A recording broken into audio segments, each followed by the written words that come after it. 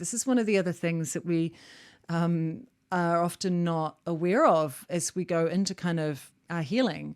We try and disown the inner critic, the one that drives us to food or drives us to our addictions. We try and disown it because we think it's wrong. That's, again, another form of self-judgment and a way of self-punishing ourselves. Sometimes we have to make peace with our addiction. Sometimes we need to make peace with that and the non-judgment of it. But also, to be able to reflect back now and go, okay, that was what was driving the behavior, and I need to, now that I've got this awareness of it, now I can. It doesn't mean it's going to stop overnight. Doesn't mean you have this big awakening and go, oh, I made that key decision when I was 10, so now I'm cured. No, the practice now is the reframing of that key decision. Right? So whatever that core belief was, how can I turn that into something that's more empowering now? But understanding that the inner critic in itself is the pain body part of us that is just screaming at us sometimes because it wants love, it wants healing. So these disowned parts start rising up and they play out through dysfunctional patterns of behavior and addictions and relationships and all that stuff.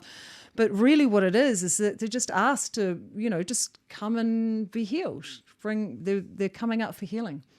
So we can't disown our uncomfortable feelings. We can't disown our inner critic. We need to love those parts of ourselves. We have to love ourselves into wholeness. There is no other way.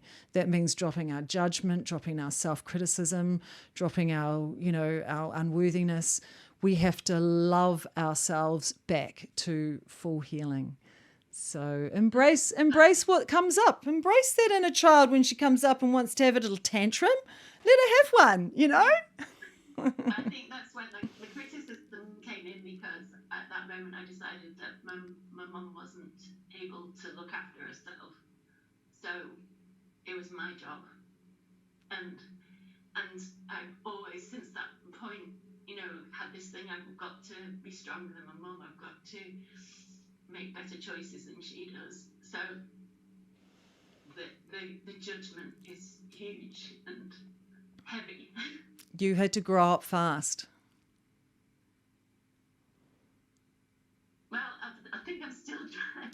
I'm still stuck there, so maybe not so fast. Do we, hang on a minute, let me reframe that. Do we ever grow up? I don't know. Yeah. I don't feel like a grown up. No. What does that mean? Yeah. You have to make a decision to, isolate what those stories are, how it's playing out in your life. I have to make better decisions than my mother did. I don't want to repeat her mistakes. I don't want to, look at all of that stuff and see how they're playing out and go, okay, right. This isn't actually working for me. I don't need to do anything. Again, it's that I'm in control of life. I have to be in control. It's the doership as opposed to the non-doership of allowing. I'm not actually in control of anything. I just have the illusion of being in control, right? So if I drop that one thing, it's the voices in our head. It's like, I came from a very hardworking family, and if I sat down for 5 minutes, it was just like, you're lazy, you're never going to amount to anything. Hard work was really put on a pedestal, right? That we have to work really, really, really hard. We've always got to be in this do.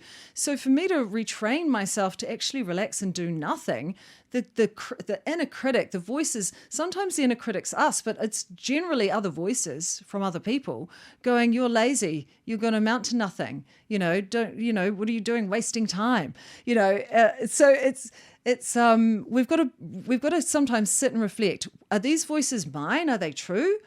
Are they really true? Do I know that they're true? So we have to challenge our own inner voice, right? And is this my voice, or is this school teacher's voice, or this person, or my parents' voice? Like, where is this coming from? And is it true? These are the 4 questions of Byron Katie, and we do need to go to break, so I won't get right into them now, but we'll cover these later because they're really, really important questions. But, we have to go into self-inquiry sometimes to call bullshit on our own mind. Good. Yeah. A bit of that. Yeah. Sometimes we're just going to call bullshit on it. Cool.